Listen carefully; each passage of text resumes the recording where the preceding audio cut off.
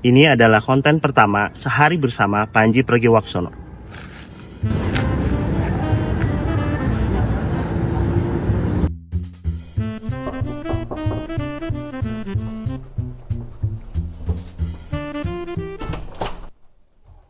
Pagi Panji. Angga Diandri, sepatu saya copot. WhatsApp. Ini adalah Panji Pragiwaksono, komika Indonesia yang sedang berjuang di New York. Gue pernah kerja bareng sama dia selama 5 tahun. 3 tahun menjadi bisnis manajer Panji, dan 2 tahun menjadi co-CEO Comika. Selain itu, dia juga om gue. Jadi, eyang gue sama ibunya adalah adik kakak. Ya, kurang lebih kayak gitu. Pas ulang tahun gue yang ke-7, dia ngegendong sekaligus ngelempar-ngelempar gue. Sekarang malah jadi rekan bisnis. Dan hari ini gue akan nemenin dia manggung di acara The Founders di SICC. WhatsApp. Beneran ada in the life nih gue liat-liat nih. Iya. Dari kamar hotel. Iya, ini episode pertama nih. Jadi deg-degan. Deg-degan. Deg-degan. Karena belum pernah kebayang. Udah jalan bareng berapa lama? Maksudnya sebagai content creator ya? Iya, tapi pertanyaannya ini nih kadang-kadang bikin jadi deg-degan. Mas, dari semua kegiatan, ya kan? Terus gimana Mas Panji bisa ngejaga fokusnya? Oh nggak bisa. Kenapa? Susah. Berantakan fokus gue. Kayaknya pada ujung-ujungnya gue tuh sering kali kayak, oke, sekarang mesti ngapain, yaudah itu dulu.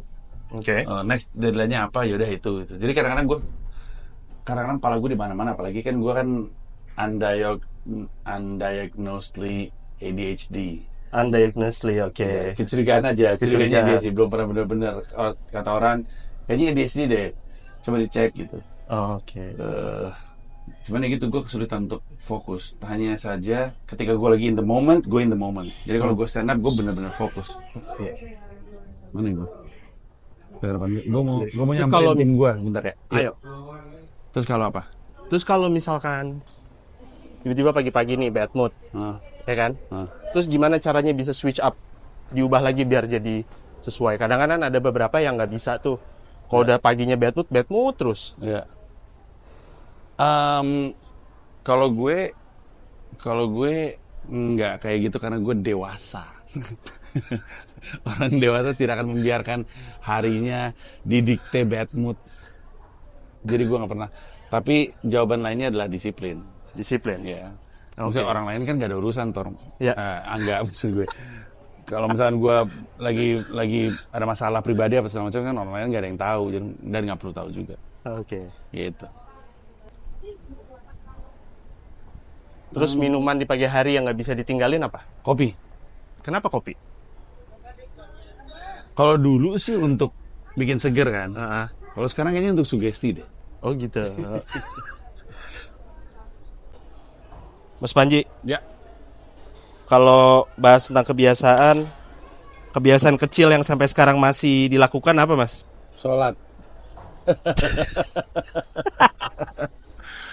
Terlihat sekali jujurnya. Itu lebih ke kebiasaan baru tapi juga masih jarang. Kebiasaan kecil. Wow, interesting. Penting gak penting tapi kebiasaan kecilnya.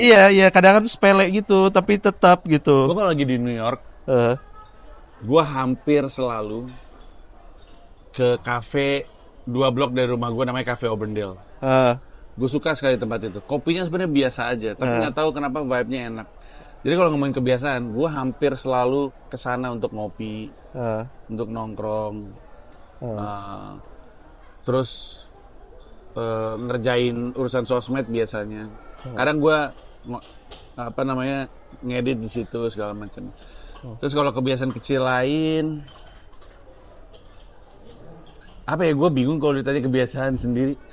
Itu kayak kopi kecilnya New York dong ya? Betul. Ya kan? Kopi kecilnya New York. Koci. Kalau di Rawamangun, Kocil. Kalau di New York tuh Cafe Auburndale. Iya bener. Gue kayaknya kalau hal-hal kecil yang jadi, gue punya banyak kebiasaan. Apa istilahnya, kayak orang kalau ngikut gue lama pasti tahu gue tuh suka gini nih. Alis gue tuh suka gue gini-giniin. Iya. Orang yang ngikutin gue dari lama tuh suka, kalau misalnya gue lagi diam sendiri gue suka gini-gini. Terus apalagi kebiasaan kecil gue. Urat di kepala itu kenapa, Mas? Kalau itu kepala muncul di saat-saat tertentu nih. Muncul di saat-saat ada yang menyebalkan. Baru gue bisa ngeliat lagi video gue waktu total politik. Itu padahal gue mau tanya nanti. Itu aneh banget.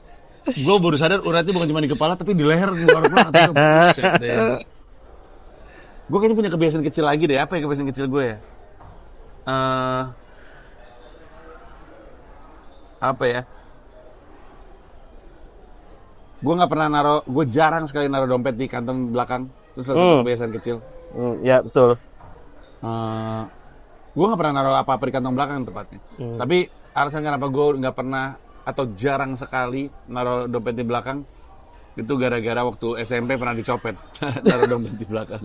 Itu. Satu kali kejadian cukup untuk mengubah hidup. Kebiasaan apa lagi ya? Banyak sih tapi itu yang gue ingat. Kalau kebiasaan lama yang udah dihilangkan apa? Udah ditinggalin nih. Wah, ini kebiasaan buruk nih. Kebiasaan lama.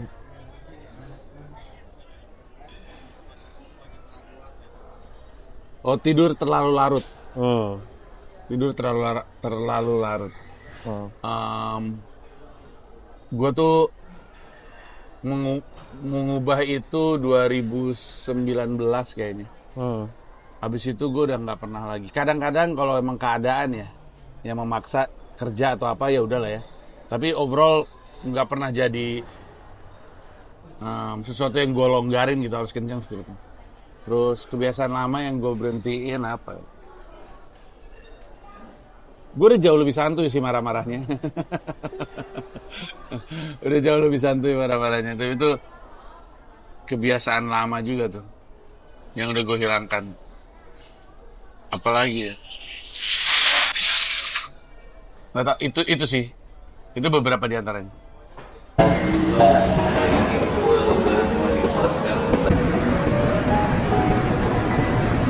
Mas Panji, Ya, siap. gimana tadi latihannya? Menyenangkan. Menurut gue sih udah optimal. Improve-nya, stand up-nya, sketsanya, oke kok.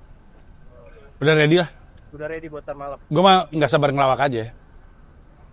Terus kalau nilai-nilai kehidupan ya, kita bahas. Kayak yang dari dulu sampai sekarang ini dipegang teguh tuh apa sih Mas yang nggak ngubah? Mengutamakan kebahagiaan. Hampir semua yang gue lakukan tuh insentif bahagia aja, nggak serta-merta duit. Bahkan di banyak kejadian yang gue lakuin tuh antara nggak ada duitnya atau duitnya kecil gitu.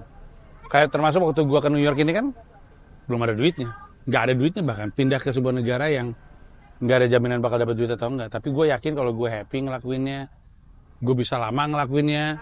Kalau gue lama ngelakuinnya, gue bisa tumbuh dalam melakukannya dan lama-lama kelihatan hasilnya. Pengennya sih gitu. Jadi selalu mengejar kebahagiaan. Dari dulu, dari zaman gue kuliah. Bahkan pemilihan kampus seni rupa juga gara-gara itu. Gue milih kampus seni rupa karena aku cari kampus yang bikin gue happy aja gitu. Sejak kapan akhirnya bisa berubah kayak gitu? Karena kan ada beberapa orang yang mungkin masih berpikir ya udah uangnya dulu. Apakah emang itu udah tertanam dari lahir atau ada suatu momen yang akhirnya ngeubah kayak ya lebih enak kalau mengutamakan kebahagiaan deh daripada uangnya? Kalau gue ya, menurut gue itu muncul karena gue punya privilege tidak perlu memikirkan uang. Gue mah jujur aja. Gue tumbuh di keluarga yang ekonominya bagus dulu waktu gue kecil, terus udah gitu waktu orang tua gue cerai terus bangkrut. Tapi nyokap gue selalu berjuang untuk keluarga, sehingga kami nggak pernah benar-benar merasa kekurangan. Kalau lo hidup tidak kekurangan uang, lo jadi punya insentif lain gitu, bahagia, passion dan segala macemnya gitu. Lo bayangin kalau lo nggak punya duit, udahlah fokus duit aja dulu, orang mau makan lapar gitu. Jadi yang membuat gue kayak gini adalah ya perjuangan nyokap gue. Kalau nggak karena nyokap gue berjuang kayak gitu untuk memberi ketentraman ekonomi, mungkin gue nggak punya tuh prinsip untuk ngejar bahagianya. Karena pasti di kepala gue keluarga harus ngejar uangnya dulu gitu. Kalau dari ayah, nilai yang Panji sering banget cerita tentang ayah Mas Panji. Nilai yang dia tanamkan satu aja ya dari sekian banyak. Itu apa Mas? Wow, lucunya bokap gue tuh sering nasehatin banyak tapi nggak ada yang nempel. Yang nempel nilai-nilai yang justru datang dari gue ngeliat kehidupannya dia. Kebayang nggak? Jadi Sorry. Jadi bokap gue mau ngomong apa juga nggak ada yang nempel sama gue. Dan bokap gue ngomong banyak kayak nilai-nilai yang pengen dia tanamin, tapi nggak ada yang nempel tuh sama gue.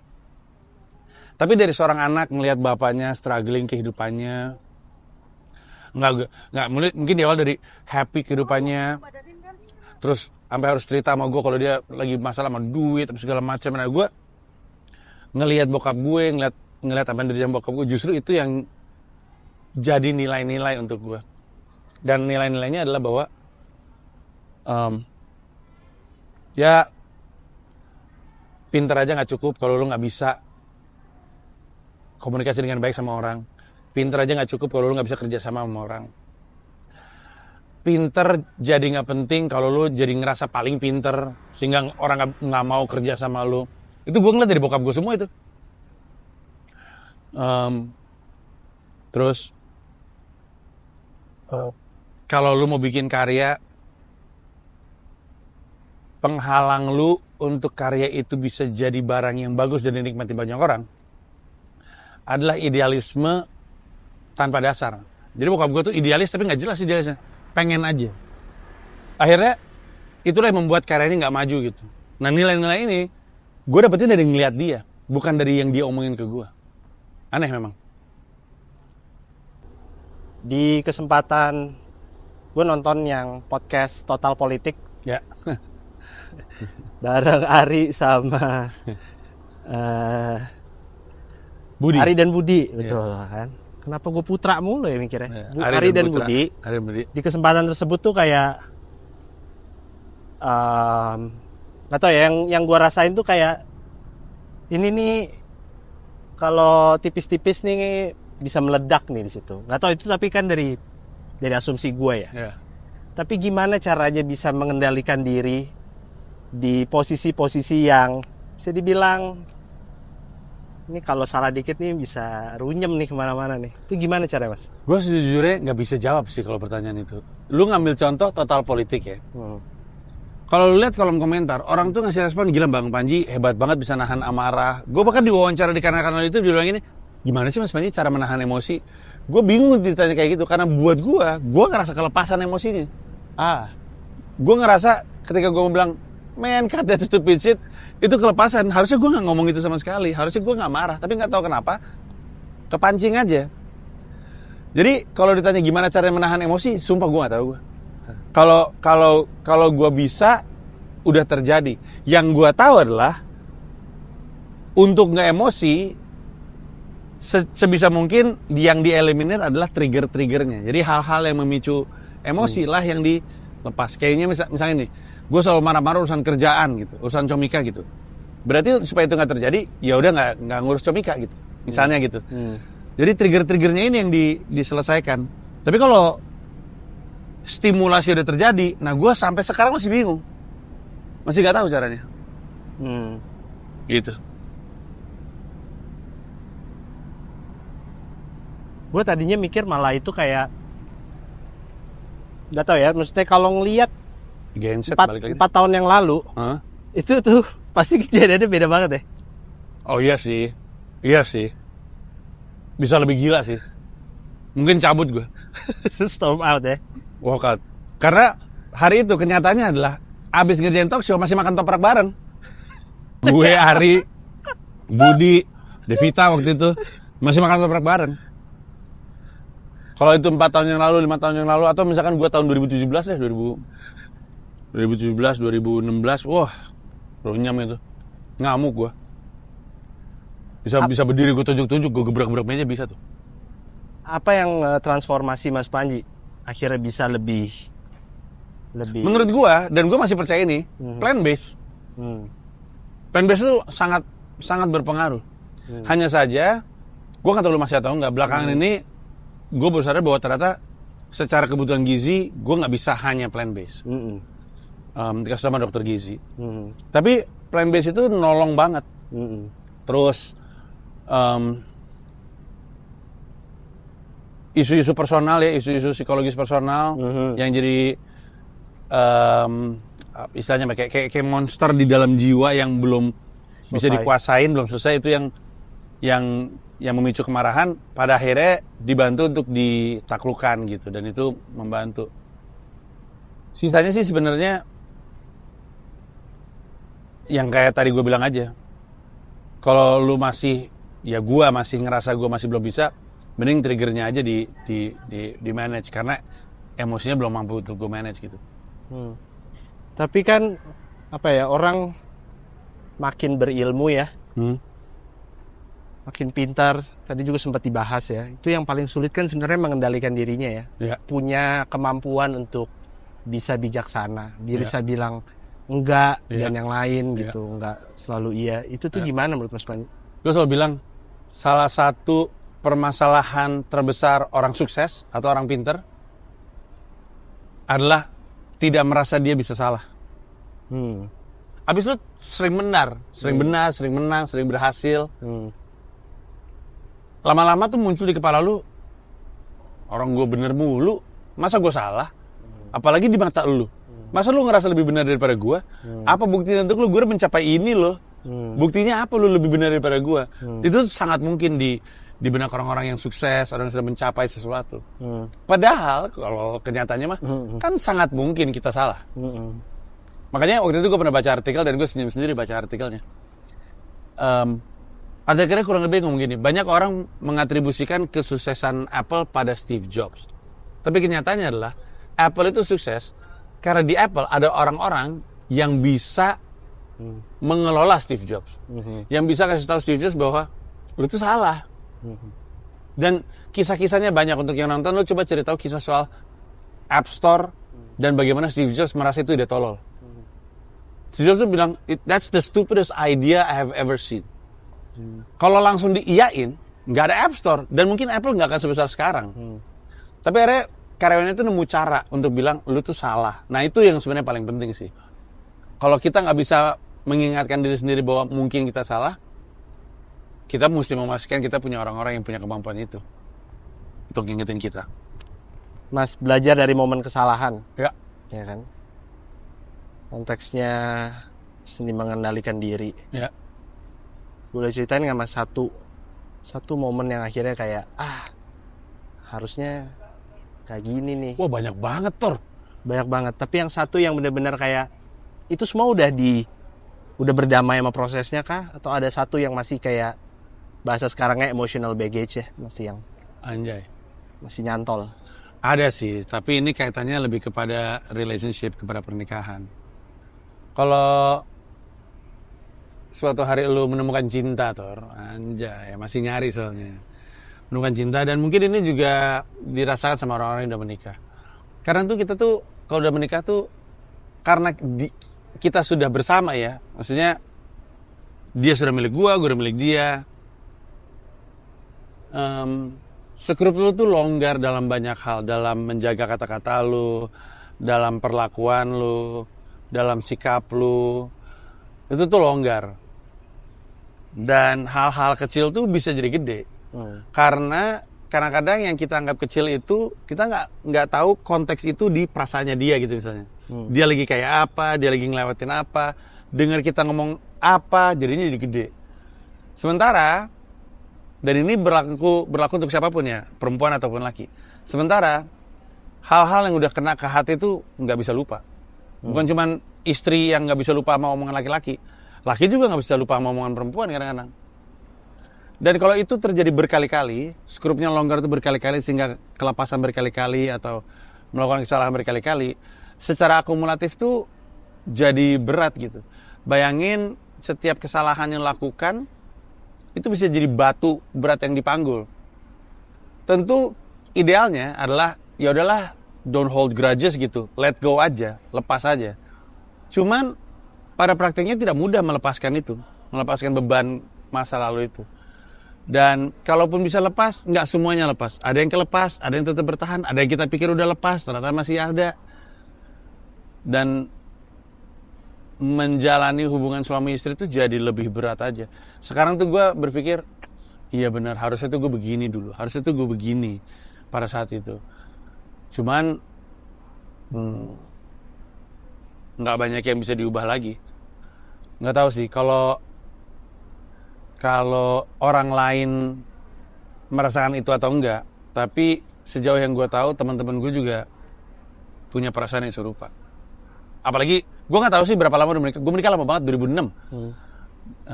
Dan sekarang 2024, 2025 bentar lagi. Untuk orang yang udah menikah selama gue, yang tadi gue ceritain itu benar-benar berasa gitu.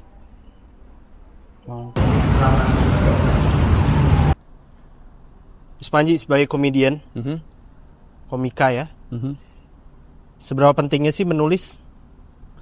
Menulis itu penting, setidaknya bagi gue ya.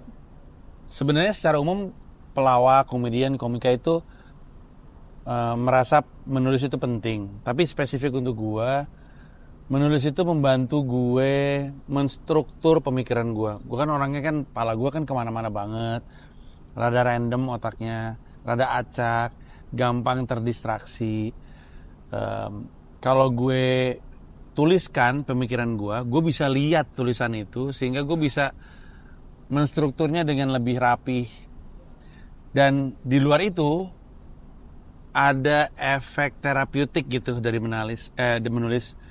Kayak keresahan-keresahan atau pemikiran-pemikiran yang nggak tahu ujungnya kemana, itu jadi tersalurkan aja. Gue sih bersyukur bahwa gue dari profesi penyiar itu menemukan caranya ke profesi komika, karena dua-duanya punya dasar penulisan dan dua-duanya membiasakan gue semacam journaling gitu, jadi semacam menulis, semacam menyalurkan pemikiran, keresahan, cuman bedanya jadi sesuatu, entah itu naskah siaran atau materi stand up.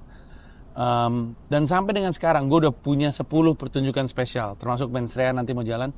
Sampai dengan sekarang gue masih tetap menulis, masih tetap menstruktur pemikiran-pemikiran gue, dan masih merasa terbantu dengan menulis.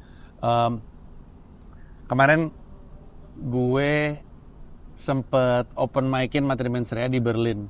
Bener-bener belum pernah di open mic-in sama sekali. Bahkan dalam perjalanan pesawat menuju Berlin masih gue ketik, masih gue tulis. Tapi karena gue nulis dan gue lihat jok-joknya jadi lebih rapih gitu.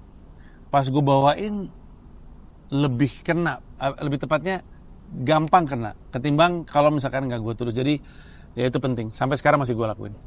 Dan semuanya itu ditulisnya itu bolpen dan kertas kan, atau kata per kata gitu? Awalnya dari notes, pengembangannya di notes, tapi ketika udah jadi baru setiap kali manggung gue tulis ulang kertas dan pulpen biar lebih matang.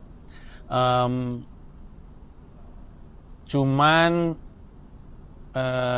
tidak didesain untuk journaling ya, didesain untuk memorizing aja, ditulis ulang joke-nya seperti apa gitu. Dan semua yang ditulis itu bukan kata per kata ya? Kalau kata per kata gue? Kata per kata? Iya. Ini gue masih bisa kasih lihat naskah materi stand up Mensrea gue, kata per kata. Justru karena kata per kata, gue lebih mudah untuk nandain mana yang nggak perlu sebenarnya. Ini kalimat nggak perlu nih, bisa gue buang. Bisa gue tandain. Biasanya gue underline kalau gue rasa inget ya Ji, ini nanti mesti diganti punchline-nya. Yang kayak gitu-gitu tuh akan lebih kelihatan kalau misalkan tertulis kata per kata. Tapi tuh nulis itu memang lebih kayak diniatkan emang untuk dijadiin karya, atau kayak nggak apa-apa, ada buah pemikiran apa, tulis aja dulu, ntar masalah jadi apa, jadi kembangin. Tadinya gitu, tadinya nggak terlalu dipusingkan bakal jadi apa. Tapi gue pikir daripada 2 kali kerja, mending gue langsung jadiin barang. Makanya orang kadang-kadang bingung, si Panji kok nggak berhenti nulis buku, nggak berhenti nulis lagu, nggak berhenti nulis materi stand up. Itu karena keinginan dan kebutuhan untuk nulis itu selalu ada. Dan sayang aja kalau nggak jadi apa-apa. Ya udahlah, jadi buku, jadi lagu, jadi materi stand up gitu-gitu. Jadi barang lah. Katanya ada orang yang bilang kalau misalkan nulis tuh yang paling males tuh untuk ngemulainya ya. Iya sih, gue setuju. Karena kalau lu mau beneran menulis dengan serius, emang nggak gampang. Itu tuh kayak rasanya, bayangin lu lagi olahraga tinju tuh, bener-bener olahraga tinju. Terus selesai olahraga tinju, lu langsung disuruh masukin benang ke jarum jahit. Tau gak yang belakangnya bolong itu? Susah kan pasti, karena baru lu ngos-ngosan, power lu gede, tiba-tiba lu harus melakukan sesuatu itu yang butuh ketenangan dan butuh gerakan motorik halus gitu. Kurang lebihnya kayak gitu. Lu dalam keseharian, apapun profesi lu dalam keseharian seru, kena stimulasi dari Netflix lah, konser apa segala macam, seru banget. Tiba-tiba ketika lu menulis, nggak gampang untuk bisa stay in the zone, tenang, menghayal. Menulis tuh nggak gampang, makanya paling susah tuh memulai. Tapi ketika udah mulai nulis, kadang-kadang saking lu lagi di dalam zona pemikiran yang lu pakai untuk nulis, ditarik keluar tuh nggak mau. Mas Panji makan, nulis dulu ya ntar. Mas Panji udah sejam nih, ya tanggung. Karena gue tahu kalau keganggu, masuknya lagi susah. Setidaknya buat gue, tapi gue dengar banyak cerita dari orang-orang lain, kurang lebihnya serupa. Susah sekali, makanya antara jadi males atau jadi lama nulis tuh. Cuman di gua sih spesifik itu yang terjadi. Kalau tulisan yang tadinya Mas Panji mikir mungkin ini kayaknya nggak bakal jadi apa-apa deh gitu. Terus ternyata jadi memberikan dampak gitu. Ada nggak sih Mas? Menurut gue semua buku gue gitu. Gue ketika nulis buku tuh gak berpikir bakal ini kayaknya gak bakal jadi apa-apa lah, gue cuma nulis aja. Cuman ternyata malah jadi gede. Contohnya buku nasionalisme itu. Itu kan sebenarnya tulisan gue aja, beneran. Makanya format pertama kali dia rilis dalam bentuk e-book. Gue inget banget gue bikin peluncurannya di FX. E-book bisa di-download. Ngapain gue nulis itu? Gak ada, pakai nulis aja. Terus nggak tahu kenapa yang download banyak, saking banyak ditawarin untuk jadi buku sama Bentang Pustaka. Ditawarin jadi buku, bertahun-tahun tuh buku best selling gue punya buku-buku lain tuh nggak pasti, sampai akhirnya pecahkan yang jadi best selling sekarang. Tapi buku itu populer sekali, padahal apa coba nggak diniatin jadi apa-apa, cuman ada di dalam kepala, masa gue nggak tuangin gitu, banyak banget itu, jadi kayak begak gitu kalau nggak gue tuangin. Akhirnya gue tuangin. Rilis bentuk e-book, yang download banyak. Bentang Pustaka bilang, daripada download banyak, ribuan lah itu yang download, gue inget banget. Mendingan dibukuin aja. Terserah sih gue. Ya kita jadiin buku. Jadi buku dijual laku. Gitu.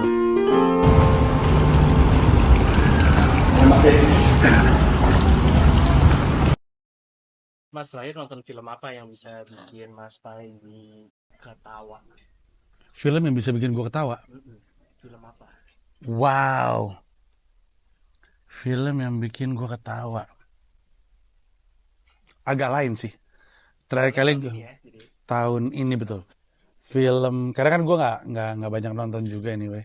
Tapi gue tahu gue nonton agak lain lucu parah sih, lucu parah. Adegan mana yang paling Mas suka dari seluruh? Salah satu adegan terlucu menurut gue, tapi kayaknya orang lain nggak ngerasain ini selucu gue ya. Adalah kan sepanjang film kan Indra Jegel tuh digambarkan sebagai orang yang punya ide, tapi ide itu masalah mulu. Terus ada satu momen di mana mereka nyampe ke kuburan, tepat di seberang kuburannya itu ada pos polisi. Terus satu mobil ngeliatin ke pos polisi, terus wah kok ada pos polisi, kemarin belum ada loh. Tiba-tiba Jegel ngomong gini, aku ada ide. Terus si Oki bilang, nggak dulu ya Gel, katanya. Menurut gue itu lucu banget, nggak dulu ya Gel. Bukannya wah, ide lu jelek semua gitu, atau wah diam lu gitu. Responnya tuh nggak dulu ya Gel gitu. Menurut gue tuh lucu banget sih.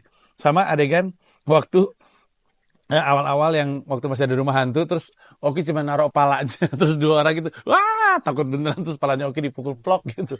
Menurut gue itu lucu banget sih. Nah sekarang kalau yang bikin nangis. Wow, yang bikin nangis? Yang bikin nangis. Film yang bikin Mas Panji nangis. Kemarin gue nangis nonton Wicked. Wicked? Iya. Adegan yang mana Mas? Jadi kan gue suka banget sama Wicked ya. Gue pertama kali nonton Wicked itu dalam bentuk play, dalam bentuk teater. Terus untuk yang nggak tahu konteksnya, Wicked itu kan spin-off dari Wizard of Oz, menggambarkan kisah di balik kenapa Elphaba jadi seperti itu. Tanpa berusaha untuk spoiler, tapi intinya adalah ada momen di belakang di mana Elphaba itu merelakan mimpinya, merelakan keinginannya karena prinsip-prinsipnya. Terus tadinya dia takut dianggap jelek, takut dianggap apa segala macam. Lama-lama dipikir, oh gue nggak peduli lah. Dan ketika dia nggak peduli sama pendapat orang, dia nggak peduli sama penilaian orang, kekuatannya itu jadi berlipat ganda. So ada lagu Defying Gravity. Di lagu itu gue nangis.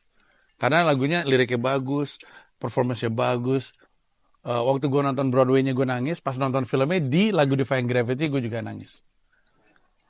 Agak ini ya, agak culun ya, agak bebancian gue.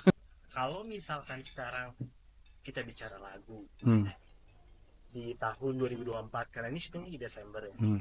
Lagu apa yang bisa dibilang kaleidoscopnya dari perjalanan tahun 2024? Apa Wow. itu lagu? Oke. Kayaknya ada banyak, tapi gue kemarin abis ngeliat Spotify rap gue, terus ada mengingatkan gue lagi sama lagu. Duh, apa ya gue? Ntar gue lagi mikir lagu apa yang mewakili. Karena gue tahu ada, gue dengerin berulang-ulang. Ntar gue cek dulu bentar.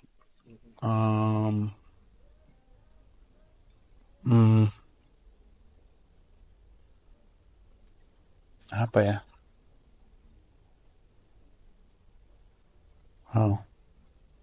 Bingung. Oh, ini dia lagunya. Lagunya John Mayer, judulnya Stop This Train. Kenapa? Gak tau ya, gue merasa lagu itu mewakili perasaan gue. Kan lagu itu kan kurang lebihnya tentang orang yang ngerasa anjing semuanya itu berjalan begitu cepat gitu dalam hidup gue. Bisa gak sih pelan dulu deh gitu, stop dulu deh. Bisa gak sih gue keluar dari kereta yang terus berjalan ini yang bernama kehidupan gitu. Kayak capek banget hidup gitu. Kayaknya antara gue merasa semuanya berlalu begitu cepat, atau antara gue ngerasa bisa gak sih kita pause dulu sebentar, bisa gak sih kita santai dulu sebentar, bisa gak sih kita enak dulu sebentar. Dan lagu itu tuh secara musik tuh menggambarkan itu banget. Tapi yang indah dari lagu itu adalah pas di bagian bridge-nya, ketika si John Mayer atau karakter yang sedang menyanyi ini ngobrol dengan bokapnya. Bokapnya bilang, percaya sama gue, lu ngerasain ini sekarang, tapi nanti ketika lu tua, lu akan bilang, tolong dong jangan diberhentiin kereta ini. I don't want this to end gitu. Beneran deh kata si bapaknya gitu. Liriknya gitu, had a talk with my old man, said he helped me understand. He said, turn 68, you renegotiate. Don't stop this train. Don't father, let it change the place you're in. Don't think I could never understand. Pokoknya lagunya tuh sangat-sangat powerful buat gue. Boleh tolong ceritain nggak satu hal yang ngeubah Mas Panji sebelum dan sesudah menjadi ayah?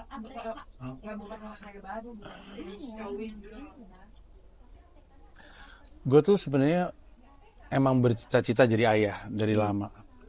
Bercita-cita. Emang nggak tahu ya.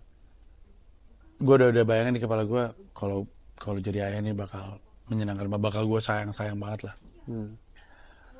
Tapi ternyata ketika anak yang muncul, dalam hal ini adalah Dipo ya, ternyata kemauan gue pengen jadi ayah nggak sejalan dengan kemampuan gue untuk menjadi ayah. Jadi pada kenyataannya adalah walaupun dari dulu gue bilang gue pengen jadi ayah, ketika pada akhirnya jadi ayah, ternyata gue ngerasa insecure, nggak yakin mampu, nggak yakin cukup sabar. Gue inget kok, dan Gamila ingetin itu mulu ke gue. Gue inget gue pernah giniin Dipo umur berapa kayaknya, 5 kayaknya atau 4, gue gini-gini. Bisa diam dulu nggak? Gila. Gue aja sampai stres. Gue stres ngelihat Dipo, stres ngeliat gue. Karena gue gituin. Karena dia lagi rewel. Ini lagi stres, lagi nyari. Kami lagi nyari villa kalau nggak salah tuh. Nyasar, terus salah mulu, terus gue marah.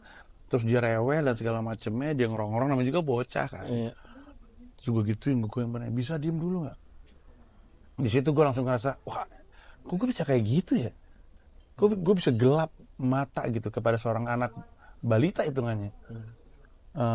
Padahal gue berpikir gue tuh sabar, kayak misalkan kalau misalkan Dipo lagi rewel waktu masih bayi nih, masih umur setahun gitu, kalau Dipo lagi rewel dan Mila udah gak kuat, gue yang gendong tuh. Gue bisa berdiri gendong Dipo, gini-giniin Dipo sampai sejam sampai dia tidur.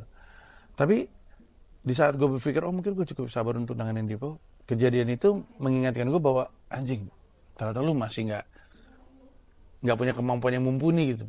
Dan sampai dengan detik ini gue paling insecure untuk bicara soal menjadi seorang ayah. Di sosmed gue tuh selalu udah, wah nih dad goals, aduh seneng deh punya ayah kayak Panji gitu.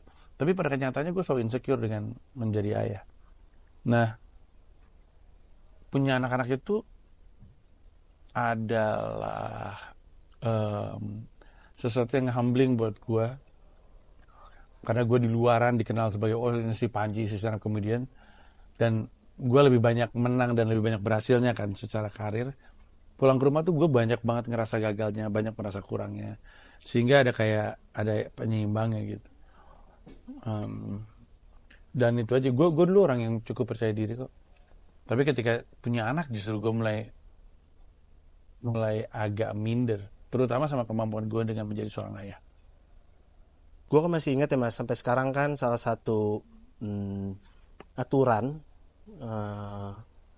bekerja dengan Mas Panji kan pada saat ulang tahun anak-anak, ya kan, ulang tahun anak-anak, ulang tahun Dipo, Shira, ulang tahunnya Mila, ya kan, itu kan nggak boleh ngambil pekerjaan di ulang tahunnya dan di weekend dan di weekendnya, betul. Dan momen apa yang membuat itu tuh jadi momen sakral yang dimana dijadiin kayak dijadiin aturannya gitu, karena kan ya balik lagi ya, kadang ya orang hantam aja gitu, ada yang sampai anaknya ulang tahun tapi masih megang handphone, masih nggak ada berada di sana gitu, orangnya ada tapi kayak serasa nggak bareng gitu. Apa yang membuatnya? Dimarahin Mila. Karena gue ingat itu baru jadi aturan yang gue jalankan, yang gue sepakati ketika Dipo mulai ngerayain ulang tahun di sekolah. Bocah itu kalau misalkan dia ulang tahun di hari sekolah, itu kan ngerayain di sekolahnya. Jadi kayak bawa kue, bagi-bagi kue, potong kue, kasih ke guru gitu-gitu. Nah, di tahun pertama apa tahun kedua itu ya, artinya ulang tahun ke-6 apa ulang tahun ke-7, gue tuh kerja di hari itu. Gamila keribetan sendiri, bawa beli kue, bawa kue, datang ke situ, bawa paper plate gitu, potong, terus ngerekam, terus nyanyi, terus bagi-bagi, semuanya tuh sendiri. Terus Mila bilang, kalau ulang tahun anak jangan kerja lah, aku ngerasanya kayak single parent ini, berjuang sendirian gitu. Terus gue yang oke, gue ngerti, I see your point, I understand, I'm sorry. Sejak itu ulang tahun anak-anak nggak pernah, tapi sejak itu weekend masih boleh kerja. Lalu ada momen lagi di mana gue hadir ketika ulang tahun anak-anak di sekolah, gue ikut ribet apa segala macam. Tapi kan namanya juga hari sekolah ya, nggak bisa dinner sama keluarga atau lunch sama keluarga. Pas mau ngerayain ulang tahun di weekendnya, guanya lagi kerja. Jadi pas makan benernya, bapaknya nggak ada lagi. Akhirnya disepakati, pokoknya ulang tahun anak, weekend di ulang tahun anak, ulang tahun Mila, weekend di ulang tahun Mila, nggak boleh ada kerjaan. Dan gue bisa marah kalau beneran ada. Pernah soalnya kejadian waktu itu, ada jadwal syuting film dilakuin pas di ulang tahun anak gue. Padahal udah sepakatnya enggak gitu. Dan itu berjalan terus sampai sekarang. Kalau ulang tahun gue sih gue nggak terlalu peduli. Gue kerja aja. Gue mendingan kerja gue di ulang tahun gue. Tapi ya itulah awal ceritanya kenapa sampai sekarang gue nggak kerja di ulang tahun anak dan weekend ulang tahun anak. Kalau sekarang anak-anak udah pada teenager ya, masuk kayaknya nggak sih? Iya. Dan tentu pasti cara ngedidiknya udah mulai beda, udah mulai, mungkin ada yang udah mulai rebel, ya kan? Ya kan? Terus dari semuanya itu, salah satu yang Mas Panji tanamin apa nih ke mereka semua? Karena kan mereka udah mulai makin sulit diatur ya. Iya. Nah, pesannya apa sih Mas? Gue sih, nilainya apa? Iya, gue sih sekarang nilai yang paling penting adalah bahwa lu bisa cerita apapun sama gue sama Mila. Karena udah tahu gue atau kami nggak mungkin bisa bersama mereka selamanya, bukan selamanya, maksudnya selalu. Pasti akan ada masa-masa mana dia lagi di sekolah, gue nggak bisa ngontrol. Gimana coba? Jadi didesain supaya apapun yang terjadi mereka bisa cerita sama kami, dan itu dibutuhkan kami sebagai orang tua untuk nggak terlalu judgmental, untuk nggak terlalu ekstrim marahnya ketika mereka salah. Sehingga mereka nyaman untuk cerita, dan untungnya itu yang mereka lakukan, karena terutama di New York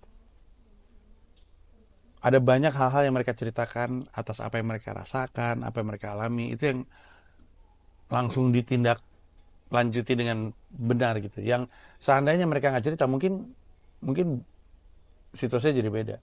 Gue ngomong gini karena pada akhirnya anak-anak gue ke psikolog, karena berat pindah ke Amerika Serikat, berat dari sisi tekanan pertemanannya ya, bulinya, terus dia secara umum berada di negara asing aja, ada rasa apa ya, minder, khawatir, tertekan yang nggak hilang karena kita lagi hidup di negara orang.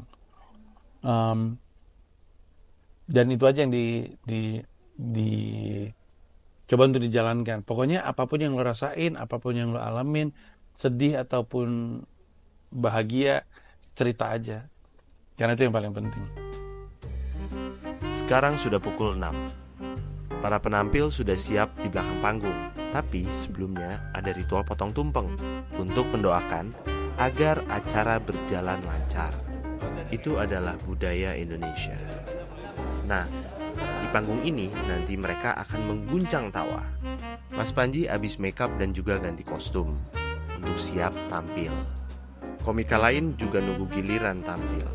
Ada yang nonton acara dari TV backstage, ada yang ngobrol, ada yang nyiapin materi. Ada Ernest yang udah siap, tapi Radit yang masih belum siap tuh, mesti ganti baju.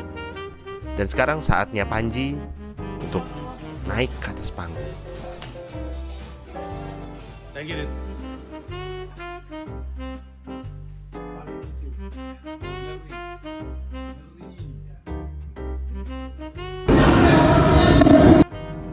Ini dia sang komika Indonesia yang siap untuk mengguncang tawa. Panji Pragiwaksono.